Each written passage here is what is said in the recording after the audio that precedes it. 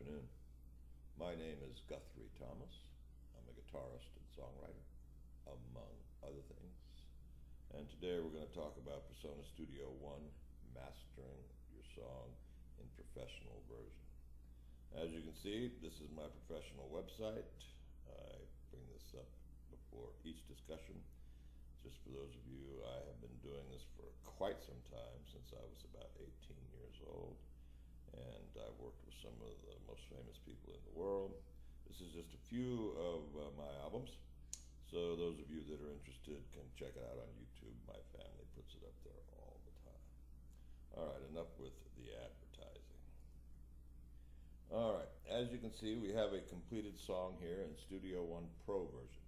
Now, if you have the artist version, you cannot do mastering because it doesn't have that function. But if you do have the artist version, you can come up here to Song, and you can click Mix Down to an audio file right there on that tab. And you'd want to mix it down to a WAV file. You can't mix down to MP3 in artist version, I don't believe. However, that being said, MP3 is actually the worst thing you'd want to mix down to. It's the most compressed and the worst quality. So we always mix down to WAV files because that's what most of your online distributors and companies that deal with music every day will request anyway. Excuse me. So enough with the artist version. If you do have the artist version, it might be a good idea to upgrade to the pro version so that you can do your own mastering in the event that you have more than one song to do. All right. Now, this song is finished. Now, I've already mastered this song to save time because the rendering takes about 5 minutes. So I'm just going to kind of jump through the motions of it. So you come up here to Song if you're happy with everything in your mix. You're going to add this to a project. Now, a project would be a mastering file. And it's a new project. And when you click on that, you'll see it. You can name it here if you'd like, and you just click OK. Now, I've already mastered this, as I said, so I'm not going to click OK. I'm going to click Cancel. I'm just showing you the dialog box that you'll see. And once you click that, then it'll render, and then it will take you to the screen I'm about to go to. I'm going to go directly to the project screen now, since we've already done it. And this is what you would see after you went through the rendering process. All right, the very first thing you want to do is, of course, name your song. So we'll name this YouTube song example. Now, this particular area up here, you only see one song here, but I'm going to go into what would you do if you had an album to do. Now, you come up here to this little arrow right below Edit, and you can put in your ISRC code, which I've done a video on. You might want to check that out. It is actually very important. It's something to know if you're going to start making records, or if you do making records, it's certainly something to know about. And you can put in all your ego stuff right here. All right, now let's get to the song itself. Now, when you record something in Studio One, or any other DAW for that matter, the quality that you're listening to, even if you have a pair of $300 headphones like I do, is not quite the same when you get into mastering. Now, you can get the quality close to what you were listening to prior to that by adding some effects. The first thing I add is compression. Now, you just come up here where it says Master right there, click on the plus sign, and I come down here and I add a compressor. Now, I don't do anything to it. I just leave it as it is and close it out. Now, compression is probably the least understood and most misused effect in audio recording. There's a lot more to compression than what a lot of people use it for. Most people just use it to enhance the sound or increase the volume. However, it's comprised of compression ratio, threshold level, attack time, and release time. Now, these are all important when it comes to radio and airplay. what radio stations are allowed to play according to the powers that be. So if you really want to know about the actual most important things about compression, you might want to check out barryrudolph.com. He's a friend of mine and an old engineer of mine. He's done a couple of my albums. He gives a great discussion on compression on his website if you want to understand it more fully. But for beginners and intermediates, adding compression will just increase the quality of what you are listening to in your song files. All right. That's about all I do here. Now, the most important thing is when you play this, what you're going to be watching is this little box over here. If at any time this turns red and it says clip in there, you come up here to your master and you lower it. At each point, you run it back, you can play it, and if you see a red clip in here, you want this to always never see the red clip. So each time you see it, you just drop your cursor down, your fader right here down one, go back and listen to it again. If you see it again, you want to drop it again. And this is what you want to do throughout your entire recording. This is very important that you don't have any clips. In other words, you don't want your levels so high that they're going to be clipping. First of all, the radio stations won't play it, and that's the most important thing. So you want all your levels to be right around -12 is what I do. That might not be the precursor to Hollywood fame, but it works for us, and that's what we use. Now, if you were doing an album and not just one song, you can come up here to Project, and you can import another song. So we'll import this particular song. And now that's imported it, and now it always puts it in first place. Now you can also arrange your songs here. I'm just going to work with 2 songs here today, but you could stack these up all the way up to 10 songs, which is many of my albums are 10 and 12 songs. Of course, you'd want to rename the song up here. You'd want to put in your ISRC code for this song, etc., etc. Now, if you watch the ISRC recording the discussion I did, you might get a little more information on ISRC codes, but we're talking about mastering today. So, as you did with this song, you would want to go through your second song, make sure all of your clipping is way below the levels, and you can work with this particular song up here. That's what this song is. This song is this right up here, and you can lower the volumes here, but the overall mastering volume is here. So what you want is all of the levels of every song and following song to be below the clip monitors. So that's basically what you do in mastering. Now, if you keep it down to -12, you shouldn't have any problem if you recorded it all correctly, and you won't have any clipping whatsoever. Now, as you go to this song, you're going to want to have to add a compression too. So you can change each effect on each song. You can also change the distance between each song. You can also make them co-fade together. You can make the length. Now, normally back in the old days on when we recorded albums, the time space between each song was about 3 seconds. Give people long enough time to take a breath, and then they're listening to your next song.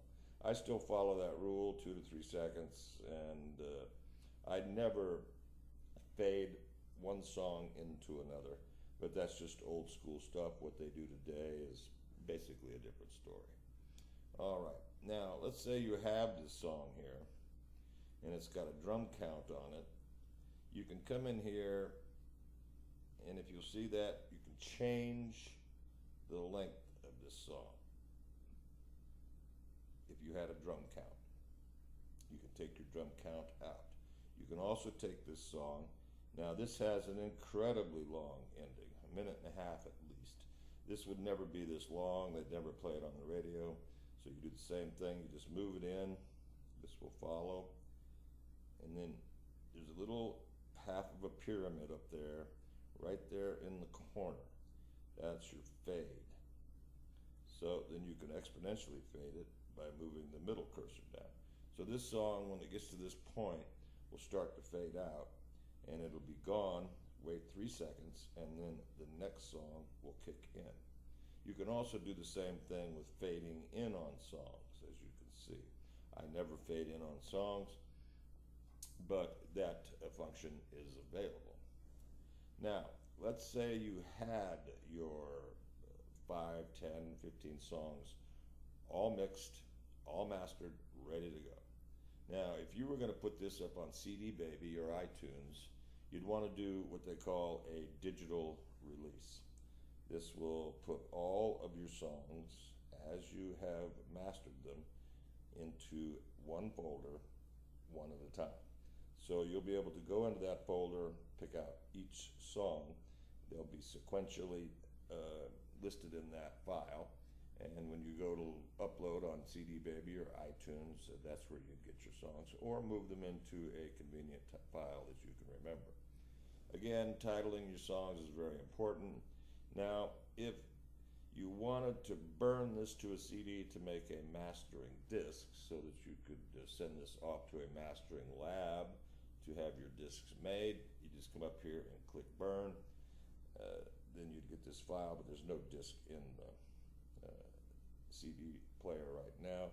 But it would ask you, what do you want to do? And this would burn your CD. Okay? That's pretty much it to mastering. Just remember that there's more to mastering than meets the eye. So the most important thing about mastering is levels and volume. So making sure that your volume is below the clip level and that all your songs, all of them, have the same basic levels. Another important thing which a lot of artists make mistakes with is they'll make a record that is not consistent. In other words, if you're singing songs about a hayride, then your whole album should be songs about a hayride in the same musical genre. You don't want to jump from reggae to country music one right after the other, unless that's your preference. Most record companies and radio stations prefer albums that are somewhat consistent song to song. That's really important, and even I made this mistake for years. I just recorded whatever the hell I wanted to and disregarded record companies and radio altogether. However, as I got a little older and a little more knowledgeable, I understood that keeping your songs consistent musically, lyrics can change, but your song consistency in music and style should remain remotely close, if nothing else. Well, I hope this has helped. I know this is quick, it's brief, it's certainly for amateurs, beginners, and intermediates.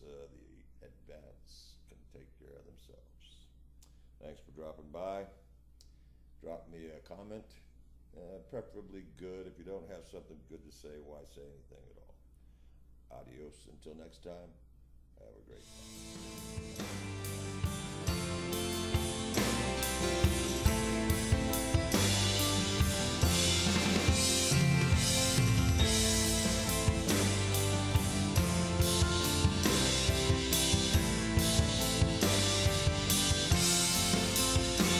Way up north in the winter, on a cold frosty morning, sat a gray-haired old man on a stool, with a silver cup beside him and a white cane to guide him.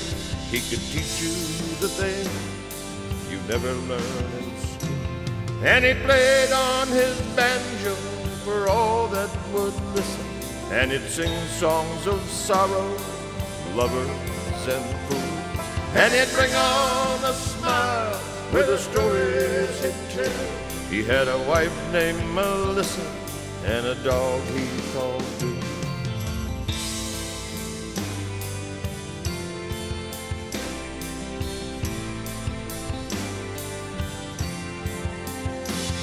And on any given day you might find Charlie playing, and he'd tell you his songs, for the most part the truth, about the life he once lived as a young man in Georgia, where he wore tattered clothes and had holes in his shoes.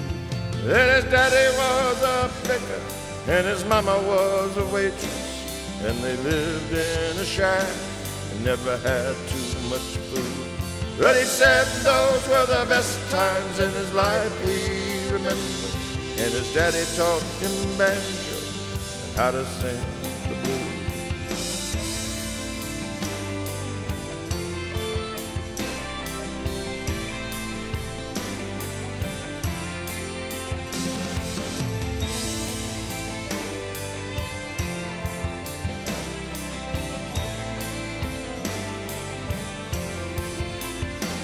Yes, and then on one Sunday, a young man in the crowd, he asked gray-haired old Charlie, "Can you teach me what you do?" And old Charlie looked up at the young man's new banjo. "That's a mighty fine banjo. Do you think it's in tune?" "Well, now sit down, young man, and tell me what you don't know, 'cause what you don't know today, you just might know soon." Charlie taught that young man with the patience of forgiving, and the young man, he learned every note that old Charlie knew.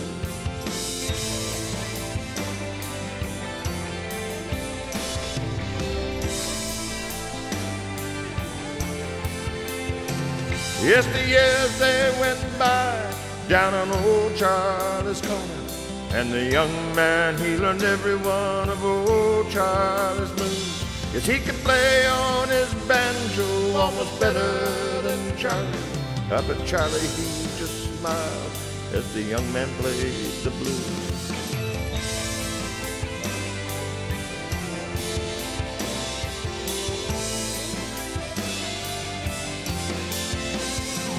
Well, and then on one Sunday, when he came to the corner, the young man, he found old Charlie's tune, with a note from Melissa that was short and handwritten. The note read, "Charlie's gone now, but tell him always play it